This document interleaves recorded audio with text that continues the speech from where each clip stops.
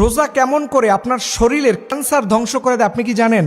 আপনি যদি আমার কথা অনুযায়ী এইভাবে রোজা রাখতে পারেন, দেখবেন আপনার শরীরে কোনো ক্যান্সারের সেল থাকবে না। বিজ্ঞানীরা বলতেছে কোনো মানুষ যদি 30টা রোজা ঠিকঠাক ভাবে রাখতে পারে তাহলে তার শরীরের মধ্যে কোনো ক্যান্সারের সেল থাকবে না। এই রোজাকে গবেষণা করে জাপানের বিজ্ঞানী ওসুমি তিনি নোবেল পুরস্কার পর্যন্ত পেয়েছেন। এখন প্রশ্ন হলো কিভাবে রোজা রাখলে আমাদের শরীরে ক্যান্সার ধ্বংস হয়। 1 নাম্বার মনে রাখতে হবে, আপনি রাসূল সাল্লাল্লাহু আলাইহি সাল্লামের সিস্টেম অনুযায়ী ইফতারি করবেন। কিভাবে?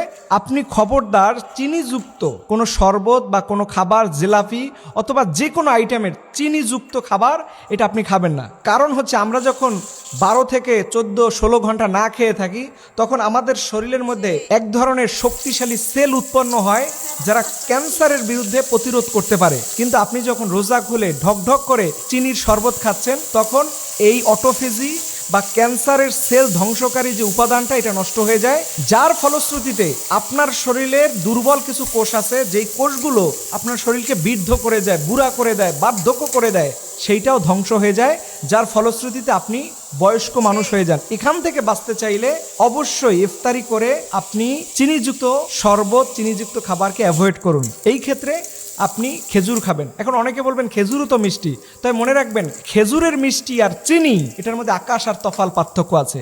খেজুরের মধ্যে রয়েছে প্রোটিন সমৃদ্ধ, যেগুলো আপনার শরীরের অটোফেজি অর্থাৎ ক্যান্সার দূর করার জন্য এটা খুব শক্তিশালী হিসাবে কাজ করে। এবং এই জাপানের বিজ্ঞানী ওসুমি বলেছেন 12 থেকে 14-16 ঘন্টার পরে তার শরীরে অটোফেজি হয়।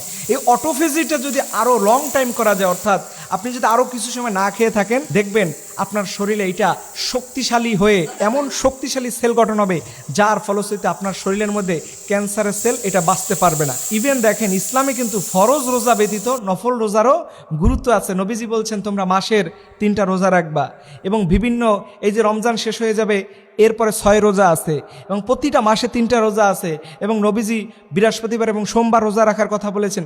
এইভাবে করে যদি আপনি রোজা রাখতে পারেন, ক্যান্সার সহ বড় বড় রোগের জার্মগুলো ধ্বংস হয়ে যাবে। এটা আল্লাহর নবীর দেয়া। এবং আপনি জানেন কুতিবা আলাইকুম শব্দ দিয়ে আল্লাহ তাআলা বুঝিয়েছেন রোজা ছিল সব জাতিদের, শুধু মুসলমানদের না।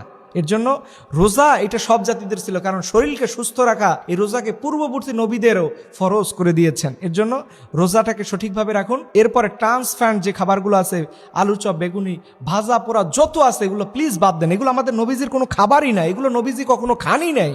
আল্লাহু আকবার। কিন্তু তার উম্মতদেরকে কে বুঝাবে আমরা এগুলো না খেলে আমাদের রোজা হজম হয় না। আপনি সুস্থ থাকতে চাইলে, বড় বড় রোগ থেকে বাঁচতে চাইলে এই মুহূর্তে আপনি